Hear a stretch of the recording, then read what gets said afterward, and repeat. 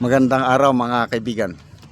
Bigyan natin ng reaction opinion itong post ang balita ngayon. Title, Biscam na naman ito. Ano yung Biscam? Para bang blank items. Bicam, scam. Biscam. Parang naulit yung blank items sa Bicam last year. Ito na naman, scam na naman. Ito, mariing question ni dating Executive Secretary Attorney Vic Rodriguez ang pagharap ni DPWH Secretary Vince Dizon sa Bicameral Conference Committee. Iginiit na ito ay labag sa saligang batas at sa malinaw na paghihiwalay ng kapangyarihan ng mga sangay sa gobyerno. Ayon kay Rodriguez, ang Bicam ay isang proseso ng legislative branch. Kaya't walang puwang dito ang isang kalihim ng ehekutibo na aktibong nakikilahok o humihimok sa mga mambabatas. Ang Bicam ay isang proseso ng legislative branch. Yan ang payag ni Atty. Vic Rodriguez.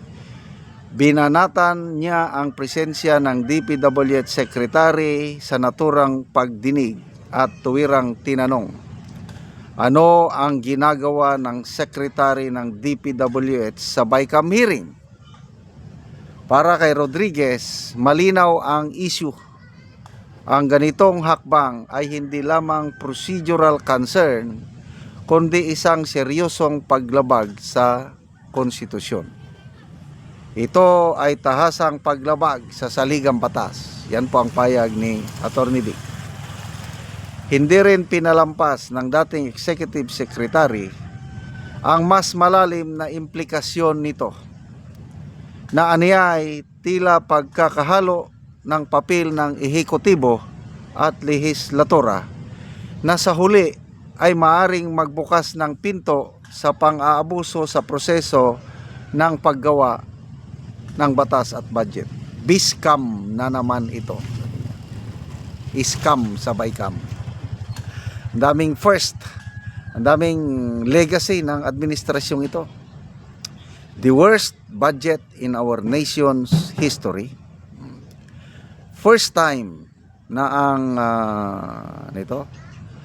first time na ang Bicam ay na live stream. Bakit? Na live stream ang Bicam? Dahil natatakot na baka ibudol na naman tayo, mabudol na naman tayo sa nangyari last year. Pasensya na kayo kay budol na naman tayo sa first time in history na live stream ang Bicam. Ito, pangatlong record holder ng administrasyong ito. First time na mayroong cabinet secretary na humarap pa sa mismong Bicam. Ano ba yan? Daming nagre-reklamong senador. Example, saludo ako kay Senator Erwin Tulfo. Bakit? Sabi niya, tapos na. Humarap ng DPWH secretary sa budget hearing sa Kamara, sa Senado, nakapaliwanag na. Bakit kailangan pang magpaliwanag? Yun pala, nagbago ang script. Yun ang nagbago ang script. Kaya kawawa itong si DPWH secretary. Papalit-palit ang sinasabi. Pumayag siya sa budget hearing sa Senado na sige, kaltasan nyo, your honors. Pumayag siya. Mamaya I don't know, sinong nag-utos sa kanya. Yun. Bigla na namang naghumarap sa Bicam para ibalik ang nakaltas. Yun, ang issue doon is 54 billion ba o 45 billion, na kalimutan ko, na pag-interchange ko lang.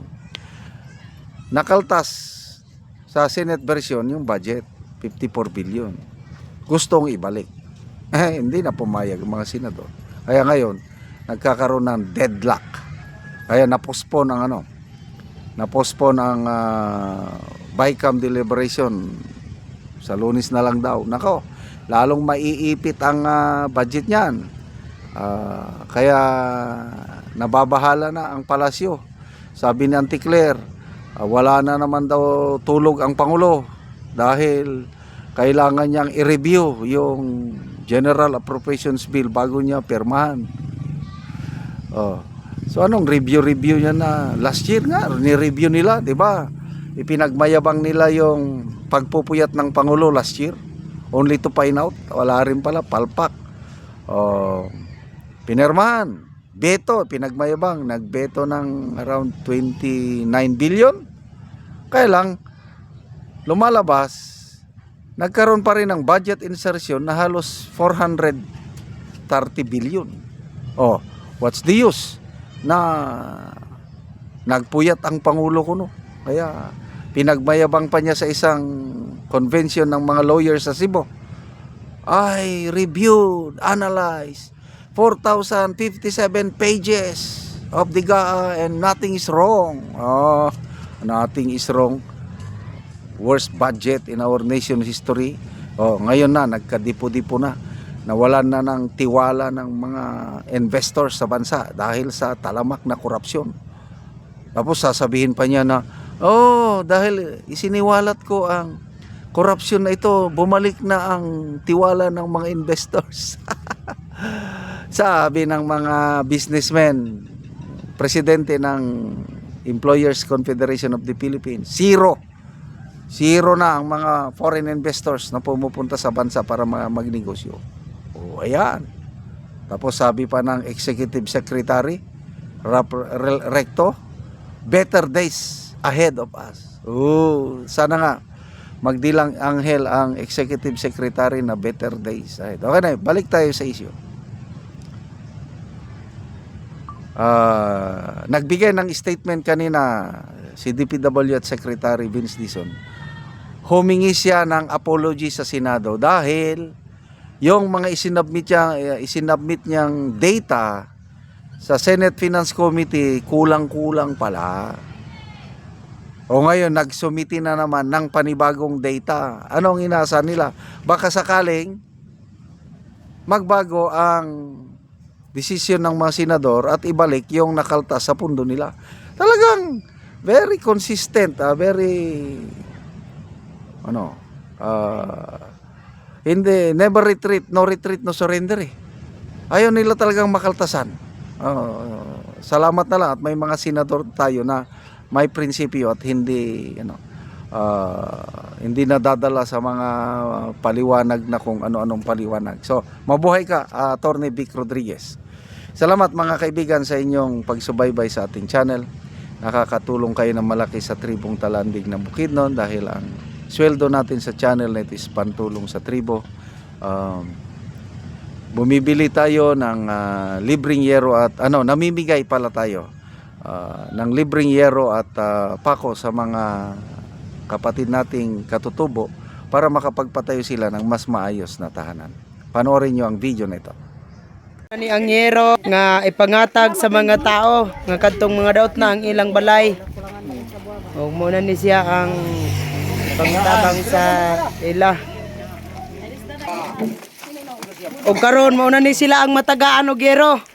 Salamat kayo. Salamat kayo. Bye-bye, sir. Salamat kayo. Salamat kayo sa grasya. God bless you all. Human sa pagbahin-bahin ani, butangan pagyud og pangalan ang kada usa.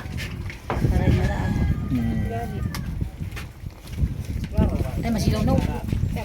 Grabe dahil sa volunteers. Ikaw pa sa dili. Adi ka magaid yan sa bata. Sa malit mo pa, no? Tagpanon man nga buka ka pa to.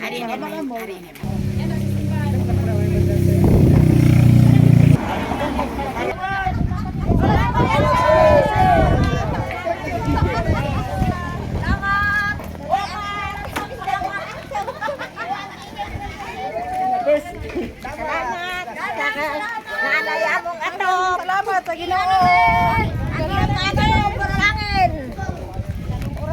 Barong orasa, alas 12 ang takna.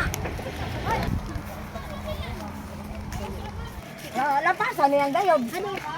Net, di man sila ikutan. Ay palang karon mo na ni ang balay ni Kuya nga trapal lang. So natagaan na mo siya og yero. Salamat kay sa Ginoo kay naay hinabang nga nakabot sa mua. Ibi na pag-share, salamat kayo. Oo. Pila na din ka kuan niya imong ato, pila na ka bulan or tuig? Mga kuha naman eh. Wa pa yung magtuig. Oo. Pagkaudan eh. Oo. So salamat kayo ya. Salamat.